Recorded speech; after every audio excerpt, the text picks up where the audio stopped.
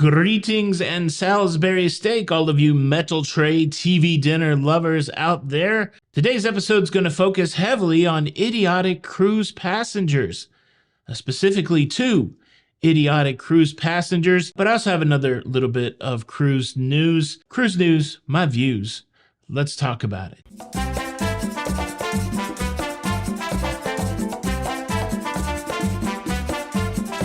Hey, what's up, everybody? Welcome to Lido, Loca. I am your host, Chuck Darwin. Chuck Darwin here with a little cruise news for your face. I'm here to keep you up to date with everything going on in cruising. And well, let's talk about this very first idiotic cruise passenger. This gentleman here decided to descend from one deck on the cruise ship to another, not by using the lift, not by using the provided stairwells. Nope, he decided to Spider-Man this thing and climb from one deck to another deck on the outside of the cruise ship, balcony to balcony style. This is on the Carnival Mardi Gras. And well, fortunately, this guy was uninjured. He was able to do the Spider-Man bit and survive.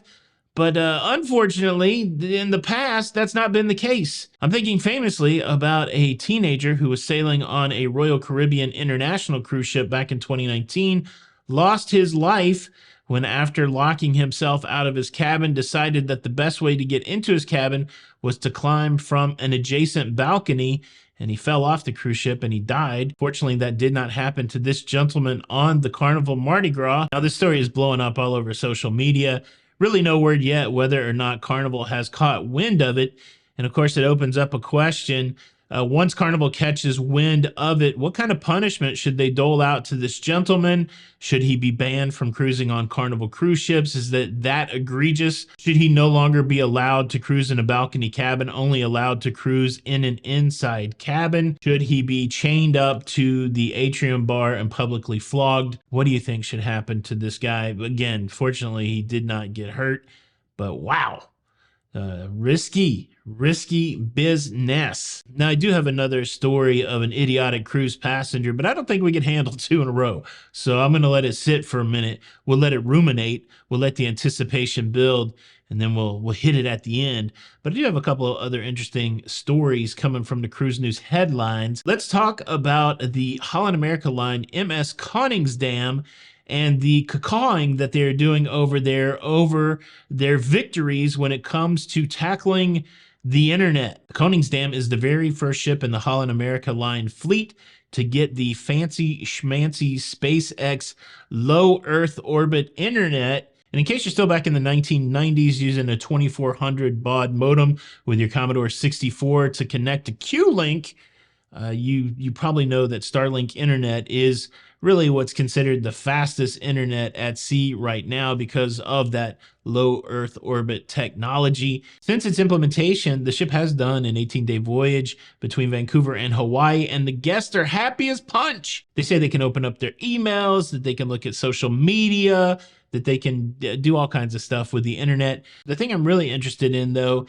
is the next set of sailings for the Koningsdam. They're going to be doing their Alaskan sailings. There's been some question whether or not this low Earth orbit satellite would work well as you get into the curvature of the Earth, the further north that you get. So I think it's going to be a really interesting test environment over the next few weeks on the Koningsdam as they're cruising through Alaska. I would love to hear from you if you're on the Koningsdam using the Starlink. Run a speed test. Let us know what kind of rates you're getting. And the other thing that's impressive about this exercise by Holland America Line is the messaging around it. The leadership there speaking very specifically to the idea that the modern person would like to have fast internet regardless of whether they're cruising or not. So it's nice to see a cruise line acknowledging that and trying to provide what the people want.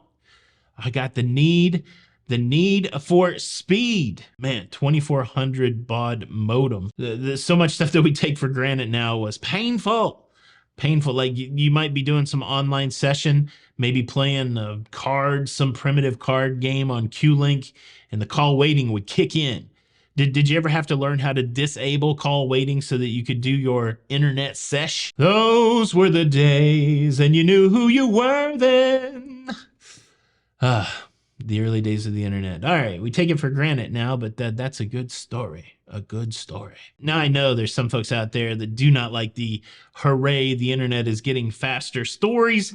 So I've got a story for you. Also, Princess is making a big announcement for people that like to live in the past, for historians and, buffs. Princess Cruises has announced their inaugural Colonial Heritage Voyages for the 2024 Canada and New England season. These cruises that Princess has announced are really interesting because they hit some of the most iconic colonial towns in the United States. Yorktown, Virginia, Boston, Mass, New York City. These are going to be some amazing cruises that will snake their way up the east coast of the United States. There's even one that starts in Fort Lauderdale, goes all the way up the east coast into Canada, celebrating the sesquicentennial existence of the United States. That's a new word for me today. 250-year celebration for the U.S. Coming up here in 2024. I really don't have a lot on the docket for 2024 right now. This Fort Lauderdale sailing sounds pretty interesting. Is this your cup of tea? Boston Tea Party, baby. Is this your cup of tea? Does it scratch your historical itch? Yeah. Would you do it? Leave a comment below. I can't decide whether the other idiotic cruise passenger story is a story or a cruise hack. A cruise hack for how to save money. I don't know. We will talk about it, but I do have some sad news. We have news coming out from Norwegian Cruise Line. They've announced the cancellation of a major portion of the Norwegian Spirit's highly anticipated summer program in Alaska. Passengers who had previously booked sailings between July the 3rd, 2024 and September the 18th, 2024 received an email explaining that the voyages would no longer take place.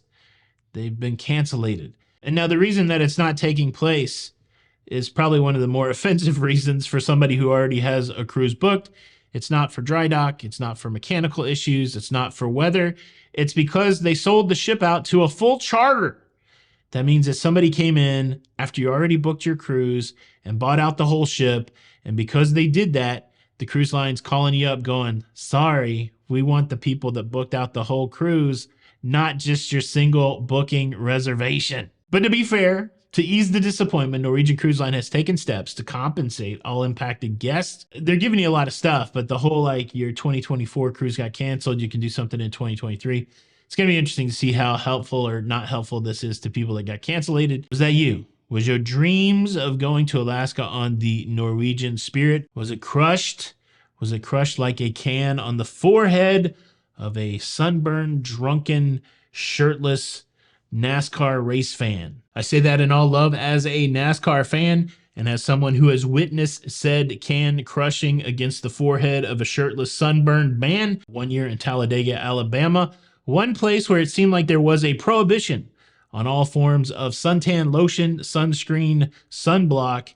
It seemed to be at the raceway in Talladega. I don't know why Southern folks like myself are adverse to sunscreen. Did you get cancellated? Leave a comment below. All right, 2 things left to do. The first thing is to gently and kindly and persuasively invite you to subscribe, to throw out the value proposition. If you like staying up to date with everything that's going on in cruising, well, like Leonard Cohen said, I'm your man. All you got to do, hit the subscribe button. It's just right there. Hit the subscribe button, the notification bell. You can be a part of the notification squad, and that way you will not miss out on any of the episodes. Thank you in advance. And then the second thing we have to do is talk about how you can save money on a future cruise, how you can basically cruise for free.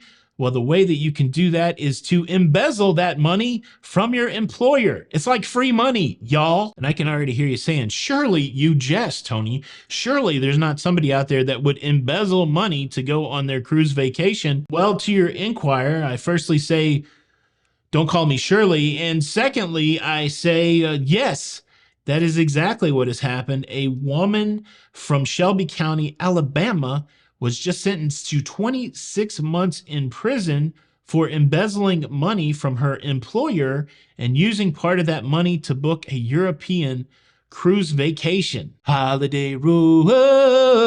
Look, kids, Big Ben. Apparently, at the end of the day, the sweet home Alabaman had embezzled $1 million from her employer, a surgical practice where she worked, and she was busted. She has to do 26 months in a federal prison. She has to pay $600,000 in restitution. And well, hopefully by the time the 26 months, I don't know if she planned it well, but here's the deal. You can book cruises way far out. So maybe she had the foresight. She's like, I'll book this thing out a few years in case I get busted. I can do the time, then I can go on my cruise. However, sometimes if you have a felony conviction, it's hard to leave the country. You can't always cruise when you got the felony conviction. Let me ask you this. What is your favorite cruise money saving tip? Is it embezzlement or is it something else? I mean, I was just buying the AARP cards for a discount. I never thought about stealing from a company, but hey man, whatever you got to do to satiate that desire to cruise, I guess. Just kidding. Don't embezzle. Don't do crime.